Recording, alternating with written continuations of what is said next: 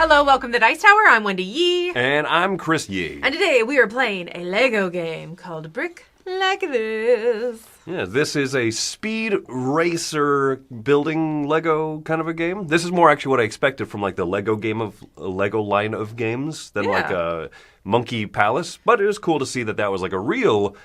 It was like a real game? Kind of a game. Yeah. This is definitely party game, 2 to 8 players. Highly recommend at least 4. But you can play this with a smaller group. They have some variations. But the real game is really 4 to 8. All right, so let's go ahead and show you how this game plays, and then we'll give you our thoughts. In a brick like this, players are split up into teams of 2, and each team is trying to race to build the object on these cards as quickly as possible. Now, each team is going to have an instructor who sees this card and knows what needs to be built, and then the other member of the team is going to be the builder, and they cannot see the card, and they just have to figure out how to build it based on what the instructor says. Brick Like This takes place across 6 rounds, and each round players can earn points based on what level of card they have. So the lower card is worth 5 points, the higher one's worth 8. And so at the beginning of the round, teams get to choose which number they want to build, and that also determines how many pieces are going to be in that particular building. And then once everyone says go, the instructor can look at the card, and then the players will start building. Now, this is a race to see who can get finished first, and when the team that is done first has completed their building, they're going to flip over this 30-second timer, and that will give that much time to all the other teams to be able to finish building their building, and if they do so, they will receive the full points on the card. At the end of the round, you can go ahead and lay your building on top of the card to make sure that it fits perfectly, and so that is just a very easy way to check to make sure you completed it correctly. Now, there is a variant in this game, and that is the challenge cards over here. So these basically add an extra thing that is required of all of the groups at the table. For example, this says that your building has to have only up to 4 colors in it.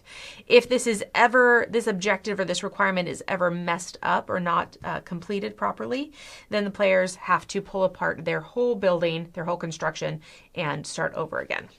Now, the way that these add points is that the player who finishes first and flips over the 30-second timer is the only team that has access to these points.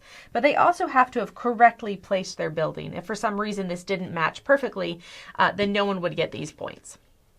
Each round, the challenge cards are worth more points, but they also get to be more difficult. For example, you may not be able to say anything as the instructor and instead have to pantomime things or just be asked a lot of questions by the builder. There you go. That's a gist of how you play Brick Like This. Let's go back to the studio and talk about our thoughts.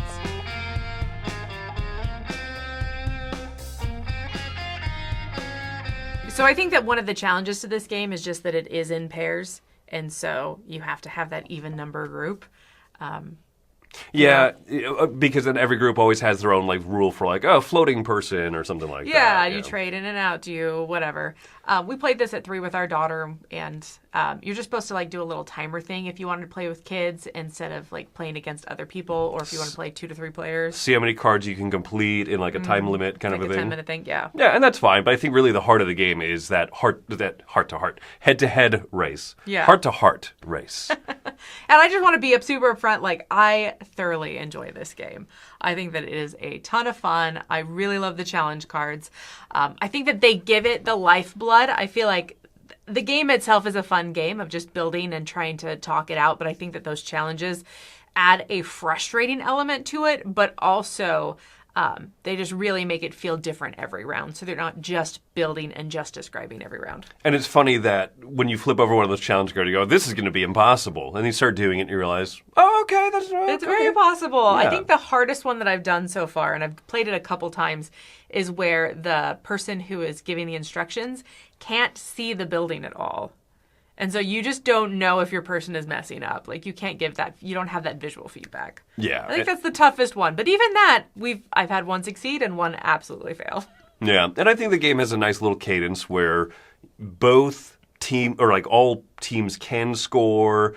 If you finish first, you get the bonus card and just like a little extra bonus point. Mm-hmm. So you're encouraged to go quickly, but you're not encouraged to go quickly at the cost of doing doing well. And it's not only the first team to finish, right? So like all the scoring is like neatly in place. I think it's done well. It's a very kind scoring, I think is the way it is. Yeah. Yeah, having that extra 30 seconds. And there have been times where we are nowhere close, right?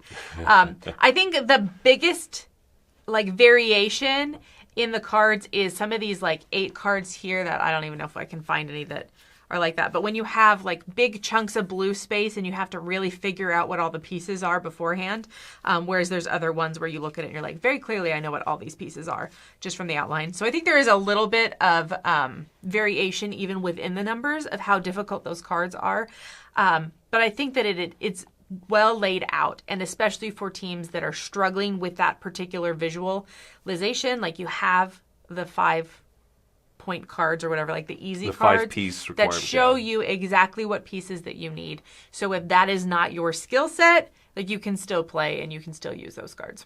So to clarify something I said earlier about the first of the Lego line of games that came from Asmodee, from this umbrella, the Monkey Palace? Monkey Palace. Monkey Palace. Yeah. It was interesting to see that was a Lego-based game, but it was a whole point-scoring, engine-building kind of a game. Mm-hmm. This is much more what I expected.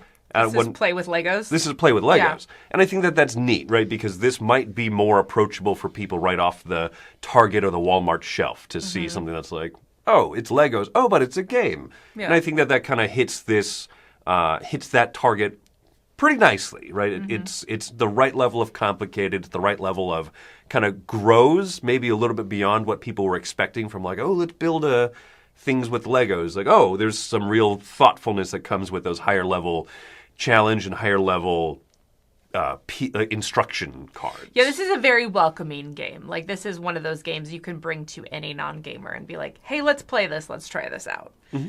I do think that is going to be very divisive. I think there are going to be those people that absolutely hate this game because their brain doesn't work this way or they get frustrated with the timer. But even people that have been bad at this game have still enjoyed it. I've played this with multiple groups, and people that have really struggled and they don't have a chance of winning basically every round still at the end have been like, that was fun. It's still a fun challenge. You're still creating something. You're still playing with Legos. So I think most people have enjoyed this so far.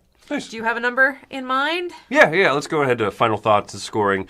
I'm giving this one a 7. I think that this game is, I'm recommending it. I think it's exactly kind of what it ought to be. Simple premise, but also a little bit of kudos for going and having a little bit more challenge that you can optionally go into, or you can stick with some of the simpler ones if that's just what you want to play with.